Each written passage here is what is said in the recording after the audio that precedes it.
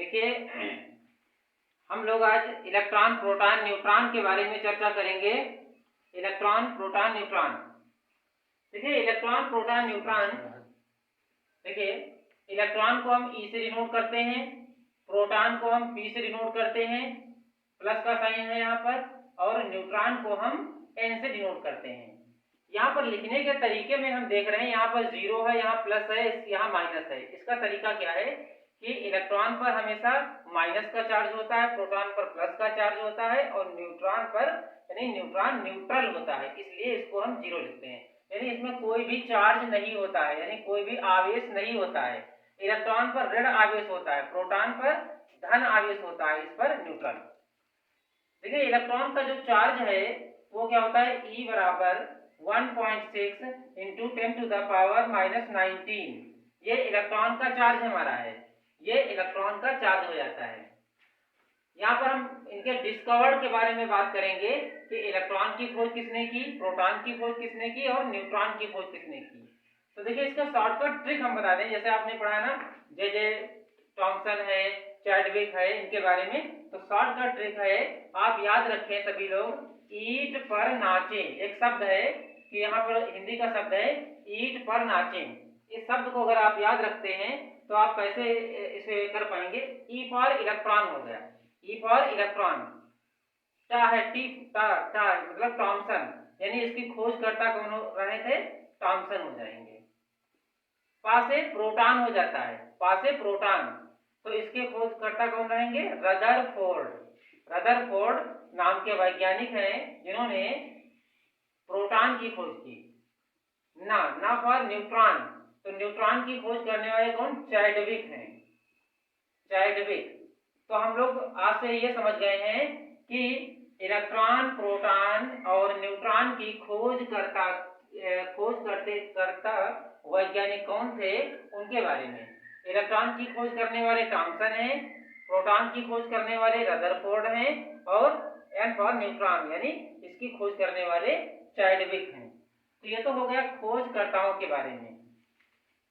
इसके बाद हम थोड़ा सा प्रकाश डालेंगे न्यूक्लियस पर, नाभिक के बारे में बात करेंगे। देखिए, नाभिक जो हमारा है, इसे हम नाभिक यानी अंग्रेजी में कहते हैं न्यूक्लियस। न्यूक्लियस क्या है, देखिए, किसी भी पदार्थ का ठोस वो मूल बिंदु जहां के बाहर, जहां पर प्रोटॉन भी हैं, न्यूट्रॉन भी हैं, और उसी के बाहर आउटर मोस्ट सेलों में इलेक्ट्रॉन्स भी होते हैं। तो देखिए, इसका हम कुछ चित्र बनाए, डायग्राम समझेंगे। ये हमने किसी भी पदार्थ का मान लिया, ये नाभिक हमारा है। नाभिक के अंदर दो चीजें पाई जाती हैं, ध्यान रखना है, न्यूट्रॉन और प्रोटॉन पाए जाते हैं। एक न्यूक्लियस के अंदर, न्यूक्लियस के अंदर न्यूट्रॉन भी होते हैं प्रेजेंट, और प्रोटॉन भी होते हैं। इसकी जो बाहरी जो कक्षाएं हैं, बाहरी कक्षाएं हैं, ये इस तरह से, इन कक्षाओं में इलेक्ट्रॉन परिभ्रमण करते हैं। इन कक्षाओं में इलेक्ट्रॉन भी रहते हैं, इन कक्षाओं में इलेक्ट्रॉन रहते हैं। यानी नाभिक के अंदर हमेशा न्यूट्रॉन और प्रोटॉन होता है, इसकी बाहरी कक्षाओं में इलेक्ट्रॉन होते हैं। यहाँ पर जैसे हम देखते हैं, ये क्या लिखा है, Na, यानी is the symbol of sodium. इसका एटॉमिक नंबर 11 होता है, यानी सोडियम का परमाणु क्रमांक 11 होता है। इसका हम इलेक्ट्रॉनिक कॉन्फ़िगरेशन अगर करते हैं तो कुछ इस तरह से 2 8 1 2 8 1, ये इसका इलेक्ट्रॉनिक कॉन्फ़िगरेशन है, यानी इलेक्ट्रॉनिक विन्यास है। अब हमें इसमें इलेक्ट्रॉनों को अगर शो करना है तो कैसे शो करेंगे।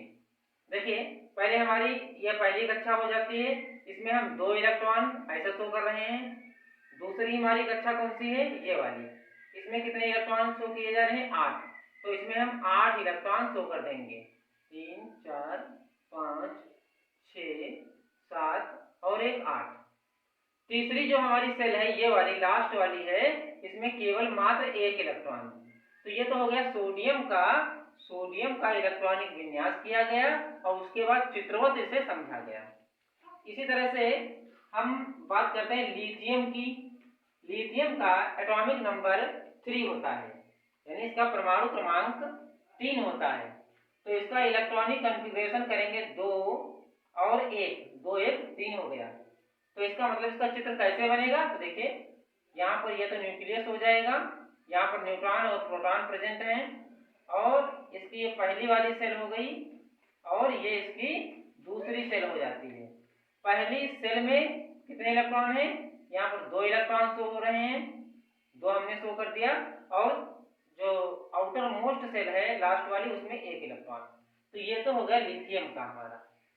इसी तरह से बोरान है और कार्बन है, इस तरह से जितने भी तत्व हैं उनका हम इलेक्ट्रॉनिक विन्यास ज्ञात करके और उनका प्रतीकात्मक रूप से हम उसे लिख सकते हैं। जैसे कार्बन ले लें, ऑक्सीजन ले लें, कार्बन का परमाणु क्रमांक कितना 6 होता है। इसका इलेक्ट्रॉनिक कॉन्फ़िगरेशन किस तरह से करते हैं, यानी 2 और 4, देखिए 2 4 6 हो जाता है, 2 और 4 6। तो इसका मतलब है कैसे हम इसको शो करेंगे, यहाँ पर न्यूक्लियस हो गया, न्यूट्रॉन और प्रोटॉन है, पहली वाली सेल हमारी ये है, दूसरी वाली सेल ये हो जाती है।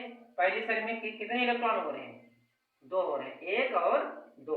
दूसरी वाली सेल में 1 2 3 और 4। इस तरह से अगर ऑक्सीजन भी है, इसका परमाणु क्रमांक कितना 8 होता है, ऑक्सीजन का परमाणु क्रमांक 8 होता है। तो इस तरह से इसको भी देखेंगे, यहाँ पर न्यूक्लियस है, न्यूट्रॉन और प्रोटॉन। हमेशा ध्यान रखना है सभी छात्रों को कि न्यूक्लियस में यानी नाभिक में न्यूट्रॉन और प्रोटॉन पाए जाते हैं, जो कि उस तत्व का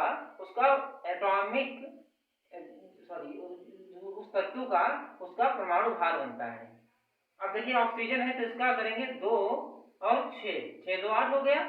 तो पहली सेल हमारी है, इसमें 2 इलेक्ट्रॉन हो रहे हैं, दूसरी जो सेल है उसमें 6 इलेक्ट्रॉन, 1 2 3 4 5 और 6।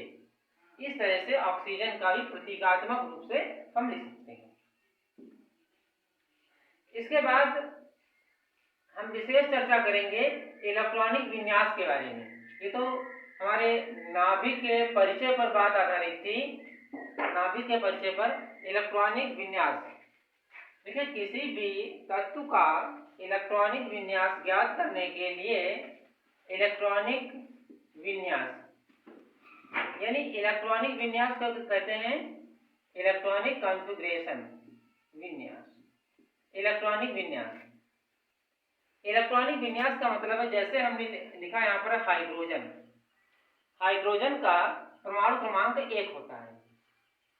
अब इसको लिखने का तरीका कुछ इस तरह से होता है, K L M और N के रूप से हमारी सभी कक्षाएं फिलअप की जाती हैं।